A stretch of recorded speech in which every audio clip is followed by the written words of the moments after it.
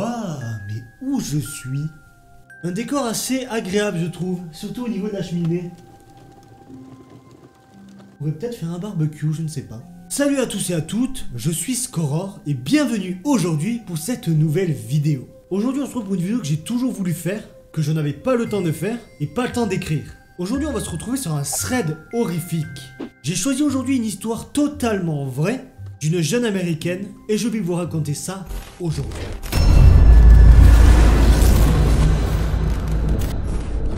Je vais vous raconter l'histoire de Jessica, une américaine âgée de 20 ans.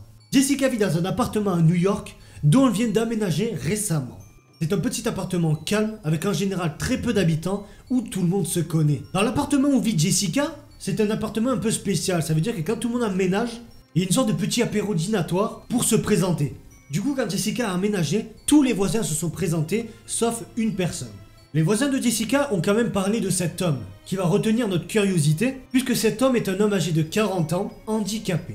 Cette personne est en fauteuil roulant car elle a eu un accident de voiture, du coup elle ne peut pas utiliser l'usage de ses jambes. Plus précisément, comme dit Jessica, l'usage de ses tibias. La partie de haut fonctionne, mais à partir des rotules et des jambes, ça ne fonctionne plus du tout. La personne ne peut plus se déplacer. Ce monsieur qu'on va appeler Eric vit seul. Et d'après ce qu'ont raconté les voisins à Jessica, cette personne tombe souvent de son fauteuil et du coup a souvent besoin d'aide. Soit il faut appel aux voisins, soit aux pompiers. Et apparemment les pompiers viennent souvent. Faut savoir que Jessica est quelqu'un de très gentil, de très aimable. Elle a du mal à dire non.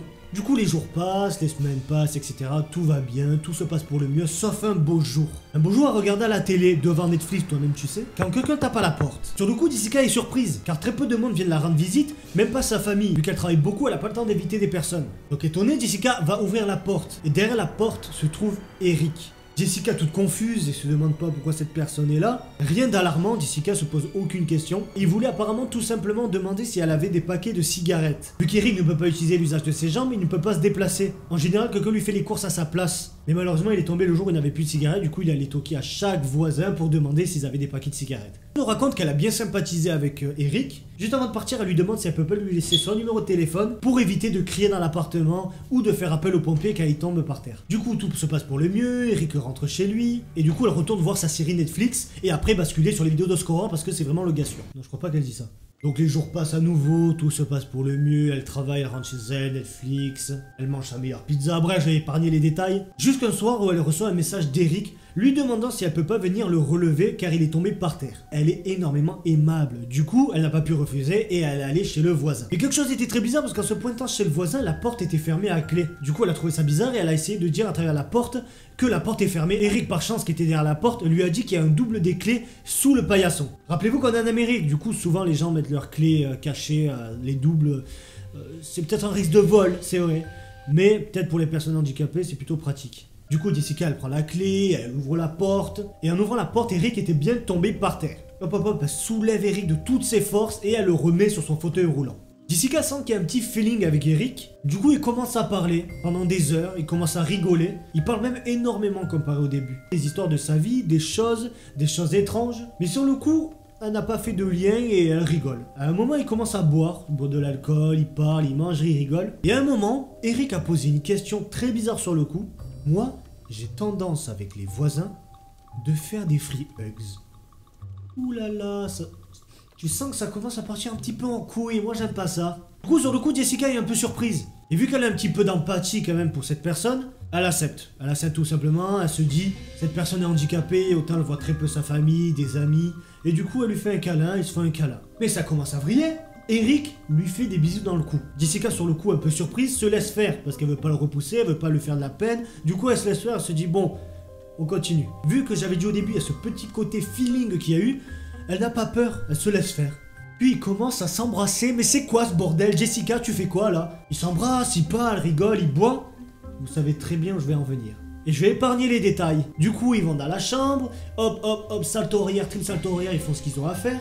Il faut savoir que Jessica a précisé que c'était très compliqué vu qu'il avait perdu l'usage de ses jambes. Du coup, elle s'endort là-bas et le lendemain matin, se réveille bonne heure parce qu'elle devait aller travailler. Du coup, Jessica se lève, s'habille, part, ferme la porte à clé, remet les clés sous le paillasson et elle part travailler. Dans la journée, Jess reçoit un SMS du voisin. Comme quoi il s'excusait de cette nuit qui n'a pas pu être à la hauteur, malgré son handicap. Elle a même répondu qu'elle a passé un bon moment, malgré que c'était compliqué, elle voulait pas le froisser. Les jours passent, elle se pose des questions, elle réfléchit au soir où elle a dormi là-bas, elle s'est dit, Il y a quand même des choses qu'il a dites et qu'il a faites de très étranges. Elle explique qu'il lui a raconté déjà des choses horribles sur sa vie, puis apparemment il sortait des phrases du genre « S'il te plaît, me fais pas de mal, me plante pas ». À partir du moment où tu dis ça, tu cours, fuis, cours pour ta vie Jessica. Pourquoi là? Parce que t'es une américaine, ça y est, tu te prends pour la meilleure. Jessica, fuis. Ou encore, sois pas violente avec moi, me poignarde pas. Jessica, je pense que je vais te laisser te débrouiller. C'est quoi, je quitte le subreddit, tu te débrouilles Jessica. Jessica, avec un peu de recul, se demande si elle voulait vraiment tout ce qui s'est passé. Si c'était pas de l'empathie, de la tristesse, de la peine pour cette personne, ou c'était pas l'effet de l'alcool. Un soir qu'elle se faisait à manger, elle entend crier à mort des phrases du genre « Aidez-moi, venez m'aider, au secours, à l'aide ». Elle pensait même être dans un asile psychiatrique à ce moment-là. Vu que Eric a crié à mort, les voisins sont arrivés, ils ont appelé les pompiers. La porte était fermée, ils ont essayé de le raisonner. Eric ne répondait pas, il continue à crier et à répéter les mêmes phrases. Au secours, à l'aide, aidez-moi. Les pompiers arrivent, ils arrivent à ouvrir la porte. Et tout simplement, Eric était à nouveau tombé de sa chaise. Du coup, tout le monde est rentré chez lui. Tout le monde a dit c'est n'importe quoi, crier à mort, à l'aide, au secours. Pour ça ne sert à rien. C'était pas la première fois qu'il était tombé de la chaise. Tout le monde est parti, sauf Jessica. Pour savoir comment il allait, etc. Mais malheureusement, full malaise, Eric a demandé direct, première phrase qui lui sort, est-ce que tu veux m'embrasser? Et vu que vous connaissez Jessica, maintenant on la connaît comme si c'était notre meilleure amie, elle n'a pas refusé à cause d'empathie. Du coup, elle a embrassé. Jessica, tu fais n'importe quoi, Jessica. Et c'est ce genre de situation où elle ressent qu'elle ne veut pas, qu'elle se sent forcée. Et c'est à ce moment-là qu'elle comprend qu'elle veut tout arrêter. Elle a même des remords, elle se dit autant je profite d'une personne handicapée, elle culpabilise, etc. Elle se rend pas bien. Au final, pour partir, elle dit à Eric, elle mytho totalement, j'ai des choses à faire, j'ai du travail à faire, je dois te laisser.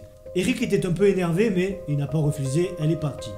Jessica nous raconte que parfois il lui envoie des messages « Viens m'aider à l'aide ». Et c'est à ce moment-là où Jessica elle commence à prendre un peu ses couilles en pleine main.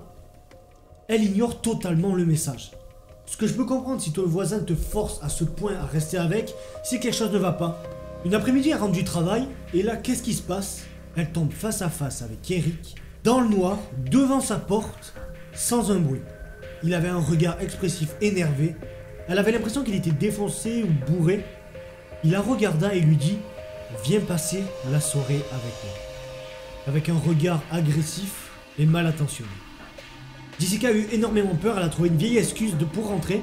Elle est rentrée et elle a fermé la porte à clé instantanément.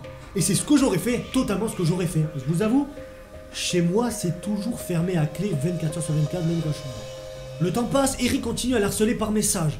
2, 3, 4, 5 messages à la même minute. Harcèlement total.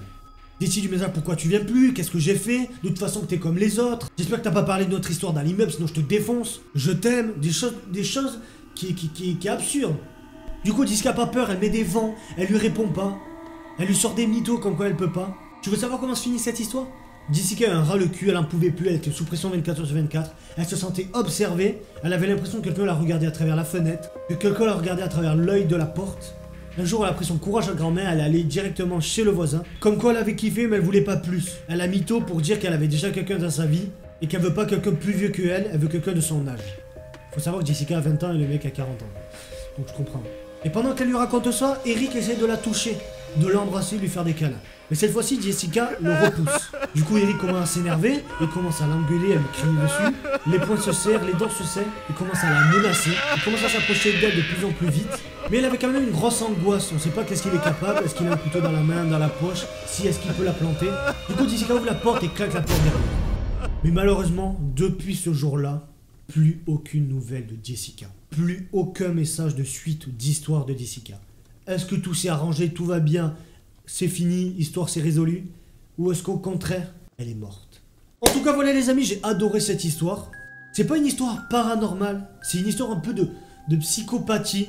Et du coup, ce qui est cool avec cette histoire, c'est que tu peux imaginer une suite comme tu veux. Tu peux te dire que tout va bien, ou comme tu peux te dire que tout va mal. Si cette vidéo t'a plu, n'hésite pas à lâcher un petit pouce bleu, à commenter, à partager la vidéo. N'oublie pas le petit abonnement. Et je te dis à la prochaine pour une prochaine vidéo.